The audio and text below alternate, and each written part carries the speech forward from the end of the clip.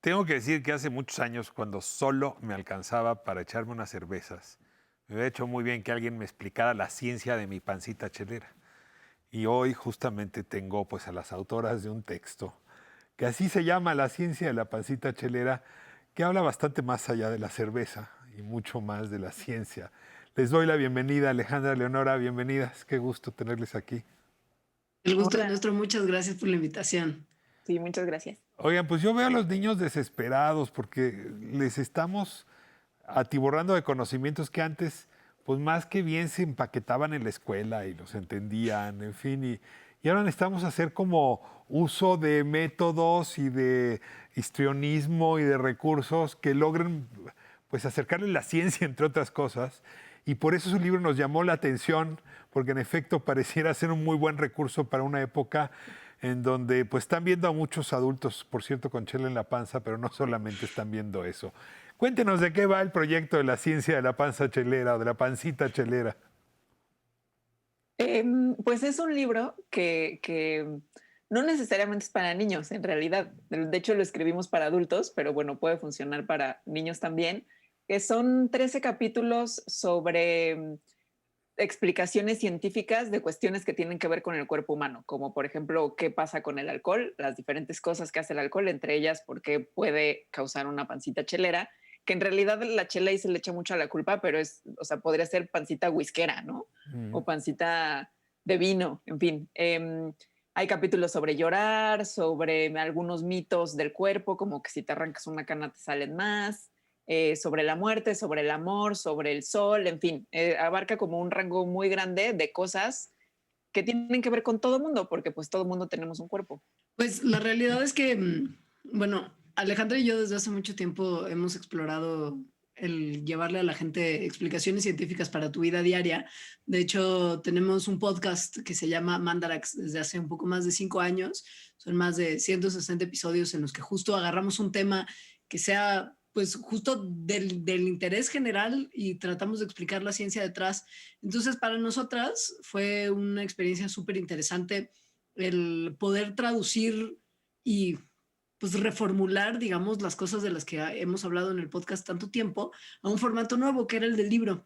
Y tuvimos la suerte de que además de que se logró hacer, creo que muy bien y de manera muy simpática, como esa traducción, porque justo los 13 ensayos que componen el libro parten de 13 capítulos del podcast de hace varios años ya, pero pues están completamente retrabajados, aumentados, mejorados, etcétera, y pues convertidos a historias que se cuentan en un libro.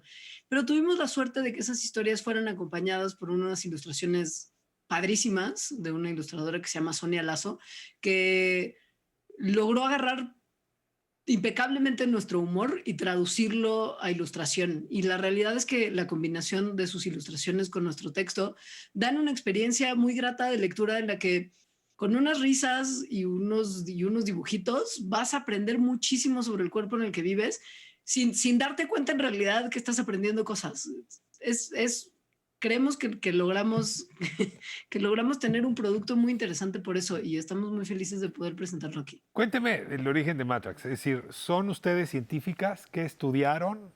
¿Por qué decidieron meterse a esta tarea a veces ingrata de la divulgación de la ciencia? Sobre todo porque los científicos duros ven la divulgación como una cosa menor, ¿no? A ver, cuénteme la historia un poco. ¿A qué hora se les ocurrió el podcast antes del libro? ¿La cuentas tú, Leonora? Sí, seguro.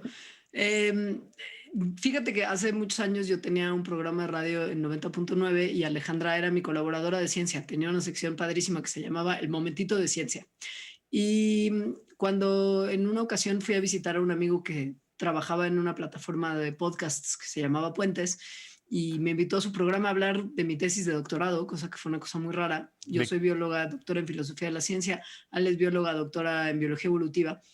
Y me di cuenta cuando hablaba con él que era muy plausible hacer un podcast entero de temas científicos y que la gente podría disfrutarlo un montón. Entonces le propuse la idea y recluté inmediatamente a Alejandra, que fue como quien me enseñó que justo la ciencia se podía contar en audio sin necesidad de elementos visuales. Y se nos ocurrió justo que el enfoque que queríamos darle era el analizar la ciencia de cosas del día a día, ¿no? Entonces, nuestro primer capítulo, que fue nuestro piloto incluso, se basó en una experiencia que tuvimos las dos, que nos fuimos a tomar cervecitas en un día del biólogo para festejarnos nosotras mismas y nuestra profesión. Perdón, Leonora, Y ¿cuándo es el Día del Biólogo? sí, ah, Es el Julio, 25 de enero, creo. Ya no, está. yo Lo voy a ya ni me anotar. acuerdo. Por ahí. Ajá. Claramente no nos De hizo hecho, bien la hay sesión. 2 días del biólogo, Es pero cierto. uno de ellos es el 25 de enero. Pero bueno, entonces nos fuimos, claramente no nos ayudó para la memoria eso de estar tomando cervecitas, pero en ese camino como que platicábamos de cosas que tenían que ver con ciencia y nos preguntábamos como por qué queríamos comer cosas grasosas como hamburguesas y papas.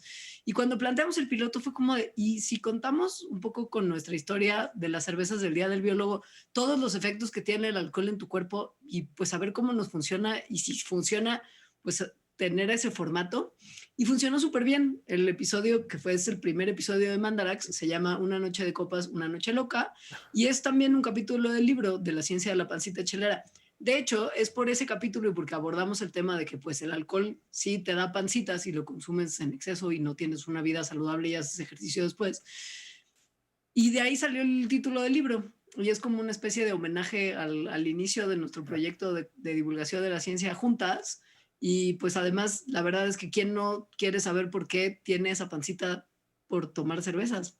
Es un misterio que estamos muy orgullosos de haber medio resuelto. A ver, está muy sabrosa esta probadita y ya, si quieren saber más de la pasita chelera, ahí está el libro, pero ya anunciaba Alejandra que traen otros temas y me prendió la idea de explicar el llanto. Es una cosa rarísima porque supongo que hay otros animales que lloran, ¿no? Hay como mucha teoría y hay otros que ríen, pero yo no he visto a ninguno llorar como lloramos nosotros. Es decir, no podría tener a un perro en una telenovela, ¿no? Conmoviendo a millones a las 8 de la noche en horario estelar. A ver, cuéntame un poco, Alejandra, ¿por qué lloramos o qué dicen en el libro del llanto? Sí, sí, es un capítulo que a mí me gusta mucho porque efectivamente es rarísimo llorar. O sea, que por una emoción te salgan agua de los ojos. Y no lo hace ningún otro animal. O sea, hasta donde sabemos somos el único animal, los seres humanos, que por una emoción derramamos lágrimas, ¿no? O sea, los perros pueden chillar, en fin, pero así como llorar tal cual, somos los únicos. Y, y no se sabe exactamente. Se cree que, o sea, de que esto que los seres humanos hacemos como una cosa particular tiene algo que ver con que somos muy sociales y que entonces tal vez es una manera de dar o sea, como una señal de alarma para que otras personas se despierte como su instinto de compasión y de ayuda hacia nosotros. Se han hecho experimentos en donde si se ven, ¿no? Enseñan así como caras tristes, qué tanto se despierta a una persona al ver una cara triste, querer ayudar a esa persona, y sí se despierta, pero cuando hay lágrimas, o sea, cuando hay llanto, ese querer ayudar es mucho mayor, ¿no? Entonces, por eso se cree que tal vez esté relacionado con algo de nuestra evolución en la que nos volvimos como seres mucho más sociales. Hay también partes de nuestro cerebro que tienen, más bien hay una parte de nuestro cerebro que tiene muy desarrollada lo visual, porque las señales visuales son muy importantes para nosotros, lo cual reforzaría que una señal visual de la tristeza o de necesitar ayuda, como sería el llanto, pues fuera una parte importante, ¿no? De nuestro desarrollo como especie. Pero bueno, una de las cosas que me gustan de este capítulo es que no, o sea, la razón por la que no se sepa tan bien muchas cosas sobre el llanto, no nada más su razón, ¿no? Sino si realmente te hace sentir bien después de llorar o si más bien te sientes mal, en fin, hay como muchas preguntas, es porque más bien no hay formas éticas de hacer llorar a alguien en un laboratorio y eso ha impedido que se investigue sobre el llanto. Que también lo explica el libro, ¿no? Entonces, por eso es un capítulo que está muy padre, porque explica desde lo más básico la composición de las lágrimas, por ejemplo, y cuál es su función, por qué una cebolla nos hace llorar, por qué las emociones nos hacen llorar, que bueno, hay hipótesis, qué tendría que ver con nuestra evolución y cuáles son las limitaciones para investigar Oye, el Alejandra, llanto. me dejas ahí con la duda y no se puede experimentar con actores, actrices que eso sí que han aprendido a llorar, ¿no? Fake, ¿no? De manera falsa, fabricada, pero lo han Sí, logrado. Y supongo pues que justo es algo debe falsa. servir para eso, ¿no? Sí, pero les brincan las lágrimas, yo lo he visto. Claro, ahí se podría entender el mecanismo fisiológico, ¿no? De cómo brincan Ya. las lágrimas. Pero digamos que esta conexión, emoción, lágrimas y luego cómo te sientes después de eso, creo que no se podría replicar en un actor. Muy bien, estamos con Alejandra, con Leonora, ambas científicas, ambas biólogas, hablando de este libro cuyo título pues ya no se me puede olvidar, ¿no? La ciencia de la pancita chelera. Y hay Leonora, hay como no sé, un sustrato en el libro que me gustaría tocar con ustedes. Eh, en este año tan raro, no podemos dejar todavía de aprender de este año. Pues ha quedado claro que el cuerpo es el lienzo con el que vemos, o el espejo con el que vemos al mundo, digamos, el instrumento con el que vemos al mundo, decías tú, el cuerpo que habitamos. Y nos ha obligado pues a entender mejor el cuerpo, ¿no? Es decir, las distancias del cuerpo, si nos está doliendo o no está doliendo, si tenemos COVID o no, porque hay a quienes nos da COVID 6 veces al día, en fin. Y en esto nos ha obligado como a reconciliarnos, quizás sea la palabra, o a reencontrarnos con el cuerpo.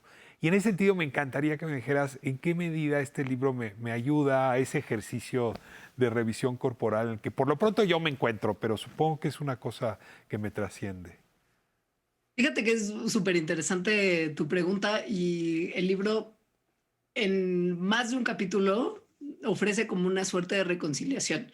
Yo creo que 3 de los capítulos más interesantes como para estar consciente de nuestro cuerpo y como un poco en paz con algunas de las funciones que realiza que en ciertos momentos nos parecen incómodas, socialmente inaceptables, etcétera, serían uno que se llama El gas, que habla de flatulencias, uno que se llama Tu caca y tú más amigas que rivales, que habla por supuesto de la última parte del proceso digestivo, y otra que es de mis grandes favoritas, que se llama Ponzoña Personal. En Ponzoña Personal hablamos de todas esas enfermedades que para la sociedad mexicana son de muchísima pena y que en realidad, pues, un poco todos hemos tenido más de una o una por lo menos y que tendríamos que estar ya todos como mucho más en paz con que las padecemos y con saber cómo nos las podemos quitar, ¿no? Como Ahí cuál es, por tocamos, por ejemplo, no sé, ejemplo, un mezquino, o cuál es la ponzoña personal? Ya estoy haciendo mira, yo mi revisión aquí con ustedes y en público, caray. A ver, ¿cuáles son? en el capítulo, entre otras, tocamos el tema, por ejemplo, de las hemorroides, Ok. tocamos el tema del pie de atleta, tocamos el tema de la caspa, tocamos el tema del herpes, que justo tiene es como de las que más shock dan, porque todo el mundo piensa en el herpes de transmisión sexual cuando en Sí, realidad que te dé varicela es que te dé una forma de herpes, sí, pero tiene un nombre que está como tan satanizado pues es que que suena a la gente es prostíbulo. como de, sí, exacto, no lo pude haber dicho mejor yo. Y pues al final del día, a todos nos ha dado, aunque sea alguna de ellas, aunque sea tenemos como una verruga, si te sale en el pie, que es la verruga plantar que le decimos comúnmente ojo de pescado, pues qué mala suerte, pero es producto de un virus que entró a tu cuerpo. Tú no puedes en realidad hacer gran cosa, solamente aprender que es súper natural y que no te tienes que angustiar y que la gente debería de poder hablar de que en algún momento tuvo hongos en los pies con mayor frescura y también de cómo pues va al baño y de entender cómo si vas al baño de cierta forma o de cierto color significa algo que tu cuerpo te está diciendo. Tenemos que entender por qué se producen los pedos y qué parte de nuestro microbioma es el responsable de que emanemos gas de repente que no se puede controlar, ¿no? Y que ya empecemos también como a estar un poco en paz con nuestras funciones corporales. Y sobre todo que el conocernos un poquito mejor, tanto en las cuestiones más vergonzosas como en las cuestiones justo de la vida de nuestro día a día, como justo enamorarnos o llorar o la muerte, nos permita también que nos despierta un poquito más de curiosidad de conocernos más a fondo, que en momentos como el que estamos viviendo entendemos lo importante que es. Al final, si tuviéramos más noción de lo que hace, por ejemplo, el sistema inmune en nuestro cuerpo para protegernos de enfermedades, sería mucho más fácil comprender por qué tenemos que tomar ciertas acciones para evitar que nos dé COVID, ¿no? Ahora con... Entonces, si bien en nuestro libro no se toca ese tema, mm, sí creo que leerlo puede ayudar a entendernos un poquito mejor y despertar más curiosidad sobre seguir aprendiendo de nuestro cuerpo. Y ahora sí que en este caso en particular es un ejemplo clarísimo de la frase de el conocimiento es poder, ¿no? ah, Mientras más sepamos sobre nuestro cuerpo, más mejor sabemos. vamos a vivir en él. Ahora, con franqueza, yo puedo estar en paz con mi cuerpo, pero si hay una mirada del otro, que es la que es muy incómoda. O mi Claro. mirada cuando soy otro, que es todavía más incómoda y reprensible, digamos. Claro. Déjame moverme hacia otro de los temas que mencionaban. Hay una obsesión que yo no sé si es de nuestra época, pero como no viví en otras, y podría creer en la reencarnación, pero no me acuerdo de la vida anterior. Lo que sí les puedo decir es que en esta veo una enorme preocupación con envejecer. Es una cosa obsesiva de los niños, de los adolescentes, de los jóvenes, de los millennials, de los no millennials. Envejecer pareciera como una de las cosas que da tanta pena como tener un mezquino o tener una flatulencia. Y decías hace un rato, Alejandra, que no te vayas a quitar una cana porque te salen más. Y claro, lo terrible es que te salgan más, no que te quites una cana. ¿Tratan el tema del envejecimiento o qué podríamos hacer para vivirnos más en paz con el transcurrir del tiempo en nuestro cuerpo? El envejecimiento así tal cual no lo tocamos, a menos que sea la muerte, que hay un capítulo entero dedicado a ella. Y más bien lo de la cana viene en un capítulo sobre mitos que nos han dicho mucho y que pues son mitos, es decir, que no es verdad, como lo de la cana, de no, te sale una camana, arráncatela, ¿no? Porque qué horrible tenerla, pero no te la arranques porque entonces te van a salir 10 más y está más horrible tener 10 que una. La verdad es que lo peor que puede pasar cuando te arrancas una cana es que no te vuelva a salir cabello ahí. que ahí también habría que hacer una evaluación de qué es mejor, ¿no? Quedarse sin cabello o quedarse con cabello blanco. Es un Yo mito. ya tengo respuesta para eso. ¿Cuál es? Vivo muy bien sin cabello. Muy bien. Yo creo que también se puede vivir muy bien con cabello blanco, ¿no? Ok. Da un poquito igual. Pero en fin, más bien el capítulo no trata sobre el envejecimiento, sino sobre distintas ideas muy comunes y muy repetidas sobre el cuerpo y que tienen, bueno, que se rebaten científicamente. Cerremos con ese capítulo sobre la muerte. A ver, quizá el tema del envejecimiento tiene que ver con el horror a la muerte, con la proximidad a la muerte. Me encantaría, ¿cómo tratan el tema de la muerte en el libro? Pues de varias formas. La realidad es que no solamente hablamos del proceso fisiológico de lo que ocurre en tu cuerpo después de morir, o sea, todo el proceso literal de nuestra descomposición, sino también de su relación, por ejemplo, con una sustancia que se usa con fines recreativos recientemente en muchos países del mundo, que es el DMT, y que es una sustancia que nuestro cuerpo produce naturalmente y que está íntimamente relacionada con la muerte, ¿no? Y hablamos también un poco del fenómeno de la luz al final del túnel, de qué podría ser, como que es un poco también para empezar a entender algo que inevitablemente nos va a llegar a todos y que creo que también el comprender un poquito más el proceso no solamente nos hace entendernos a nosotros como animalitos que somos, como seres vivos que tenemos una fecha de caducidad que va a llegar eventualmente, sino también como para un poquito estar en paz con, pues con la muerte en general, sea la nuestra o la de personas queridas. Al Oye, entender un poco más el proceso, al final del día, pues sí, te deja con un poco más de, no sé, como que lo puedes ver con una mirada quizá un ya poco me más fría. intrigaste. ¿Qué no del otro lado del túnel está Dios esperándonos? Eso la ciencia no tiene ninguna prueba que lo sustente. Y Entonces, ¿por qué nosotras, vemos el túnel? pues porque tu cuerpo está teniendo una serie de reacciones químicas que pueden hacernos ver como esta luz y que tiene justo también mucho que ver con esa sustancia que se llama DMT. Em, Todo lo que nosotras vaciamos en el libro es sobre lo que hay evidencia. No nos metemos en cosas más O sea, por eso metafísicas. quienes revierten el proceso, digamos, de la muerte, quienes logran no morirse, pueden haber visto el túnel, tantos de ellos, por el DMT, que me suena a algo. ¿Qué es el DMT? Me suena como un precursor químico. El DMT es el compuesto activo de la ayahuasca. Ándale. Sí. Y el También cuerpo digo, porque lo secreta. Naturalmente. bueno, y el de todas las plantas y animales. O sea, es un neurotransmisor, es un neurotransmisor súper común. Y nada más, pues creo que ya tengo título para su siguiente libro. Ojalá y me lo cuenten más despacio. Qué gozada oír tanta inteligencia en este espacio. Gracias, gracias ambas. Y bueno, pues el libro supongo que está en librerías, supongo que está en electrónico, el podcast supongo que se puede escuchar, así es que es momento de hacer su comercial. Perfecto.